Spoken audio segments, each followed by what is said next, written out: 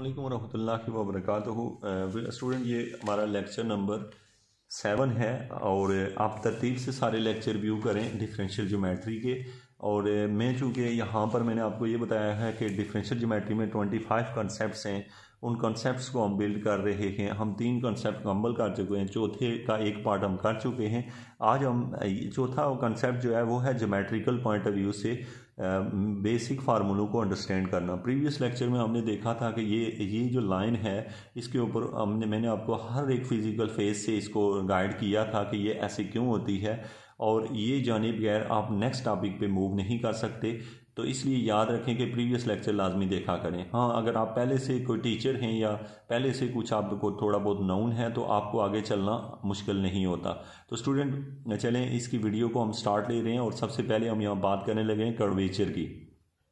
आज का टॉपिक ही हमारा कर्वेचर के ऊपर है कि कर्वेचर है और इसको फिजिकली ऐसे लिखते क्यों हैं। हम उसके तमाम फेसेस को डिस्कस करने जा रहे हैं और ये बड़ा ही आपके लिए मतलब चेंज होगा जो आप क्लास में देखते हैं उससे बहुत ही डिफरेंट आपको नज़र आएगा, क्योंकि क्लास के अंदर तमाम चीज़ों को उस तरह से डिस्कस करना जिस तरीके से उसका, क्योंकि हम एक बहुत लेंथी कोर्स होता है उसको कवर अप करना होता है, इसलिए टीचर ने हर पॉइंट आपके साथ डिस्कस नहीं कर पाता, क्योंकि वो ये समझता है कि बच्चों जो छोटी ज्योमेट्री होती है, बेसिक ज्योमेट्री होती है, वो सारे बच्चों को पता है। लेकिन ऐसा नहीं होता।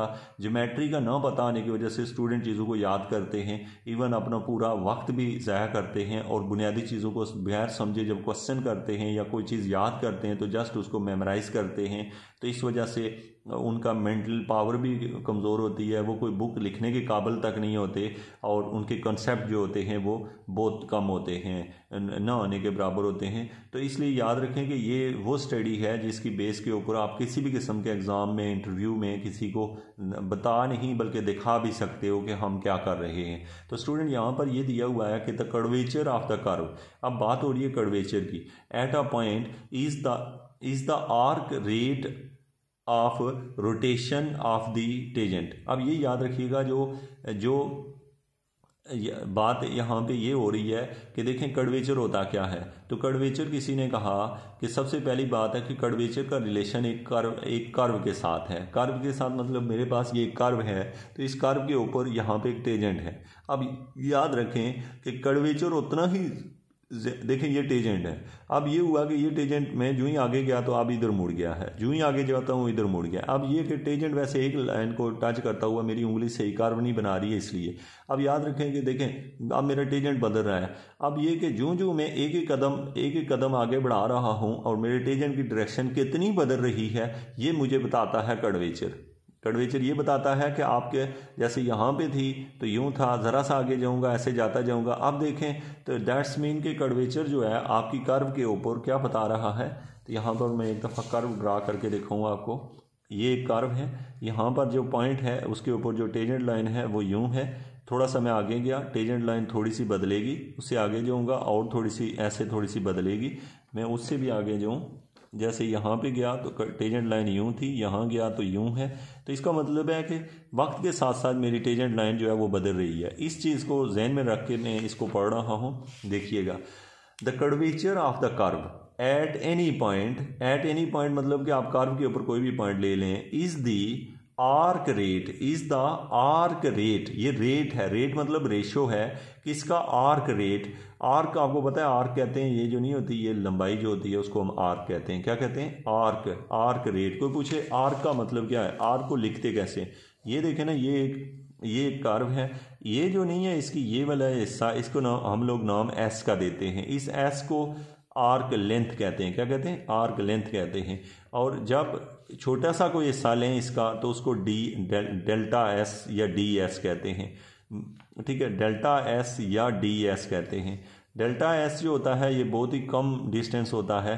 ठीक है, तो यानी कि अब आप ये समझ लेंगे, ये जो आपको ये मैंने डी एस इस लाइन को नहीं कहते, मैं यूँ बताऊँ आपको कि ये पूरी लंबाई जो होती है वो एस होती है, जो उसका छोटा सा टुकड़े की लंबाई आर की होती है। वो जो सीधी लाइन होती है वो उसका कुछ और नाम है, उसको सीकेंड कहते हैं। लेकिन ये जो कर्व से टाइप का इसका नाम होता है डेल्टा एस। अब आपको ये पता है डेल्टा एस।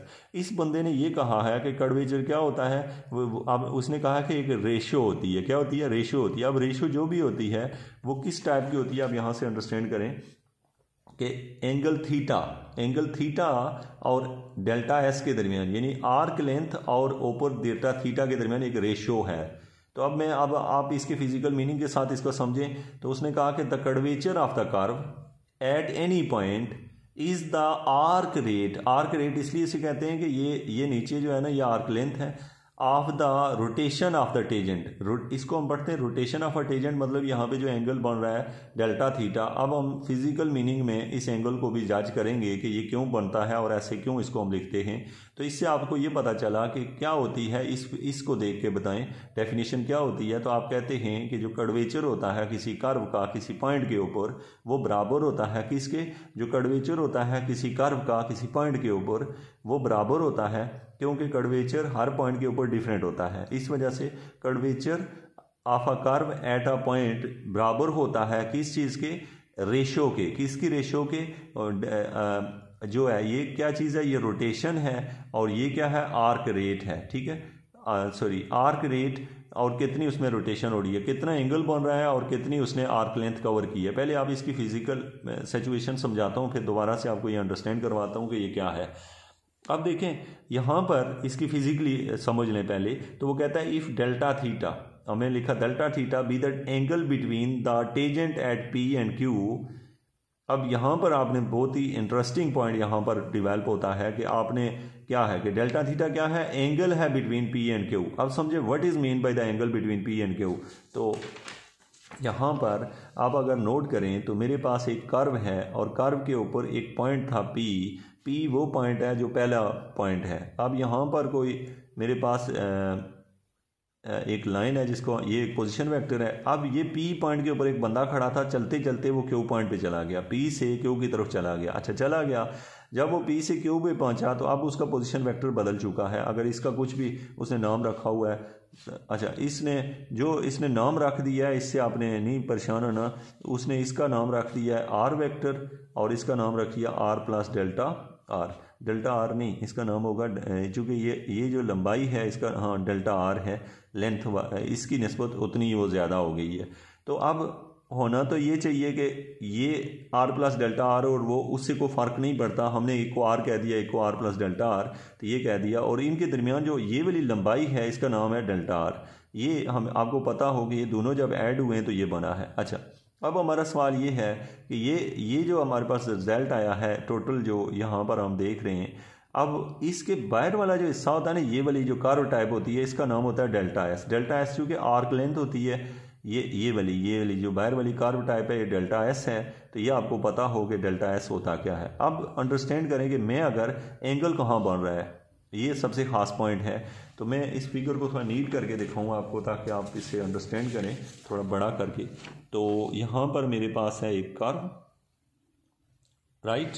इस कर्व के ऊपर एक पॉइंट है, एक पॉइंट यहाँ है। वैसे मैं इसको पी कहने लगा हूँ, उसको क्यों कहना चाहता हूँ क्योंकि बेसिकली जो फिगर उसने बनाई है उसको यूँ आना चाहिए। तो अब यहाँ से जो पॉइंट है, जो पी बुनियादी पॉइंट है, तो इसलिए मैंने इसे आर कहा। फिर थोड़ी देर बाद हम चल के यहाँ से यहाँ पहुँचे। जब यहाँ पहुँचे तो ये शॉर्टेस्ट रास्ता है, इस रास्ते पे जाएँ, और ये कर्व वाला रास्ता है। शॉर्टेस्ट रास्ते का नाम है डेल्टा आर और जो इस वाला है वो है डेल्टा एस। फिर यहाँ से लेके यहाँ तक जो है वो जो कि इन दोनों का सम है आर प्लस डेल्टा आर के बराबर है। ये हो गया। अब मैं कहता हूँ कि मैंने एक टेजेंट ड्रा किया, लेट सपोज मेरा टेजेंट यूँ है, आपने एक लाइन लगा दी और एक टेजेंट यहाँ ड्रा करेंगे ऐसे। अब ये दोनों टेजेंट आपस में किसी जगह मिलते हैं, यहाँ पे आके दोनों टेजेंट आपस में मिलते हैं। अब ये जो दोनों टेजेंट हैं, अगर मैं पी और क्यू पॉइंट को करीब करता जाऊँ तो एक टाइम आएगा कि क्यू पॉइंट भी पी पॉइंट बन जाएगा, मतलब ये वाला पॉइंट यहाँ शिफ्ट हो जाएगा। तो उस वक्त दोनों के टेजेंट लाइनें बिल्कुल एक ही तरह दिखाई देंगी और उनके दरमियान एंगल जो है वो 0 डिग्री बनना शुरू हो जाएगा। अब आप इसको अंडरस्टैंड कीजिएगा, इसका मतलब क्या है।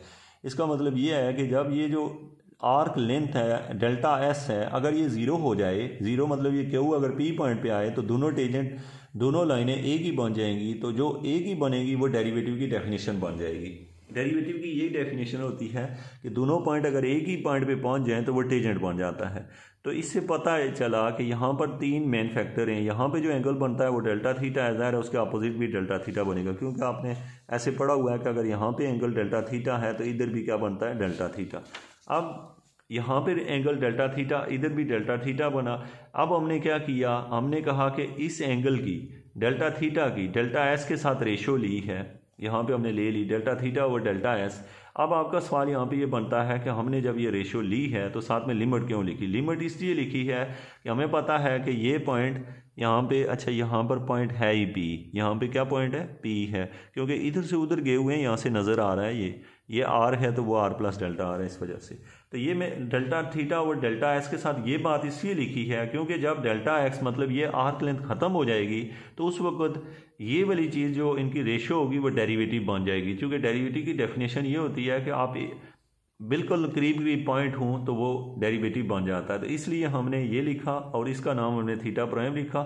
ये जो रेशो है इसका नाम उन्होंने बाद में इसका ये है कीपा लिख दिया और इसे के से डिनोट करने लगे, लेकिन ये के थोड़ा सा और टाइप का के होता है। आप इसको जब लिखते हैं तो ये लिखने में थोड़ा इसका डिज़ाइन चेंज किया करें, ठीक है, ताकि ये हो कि आपको पता हो कि दिस इज़ नॉट अ के, ये क्या है, कीपा लिखा हुआ है।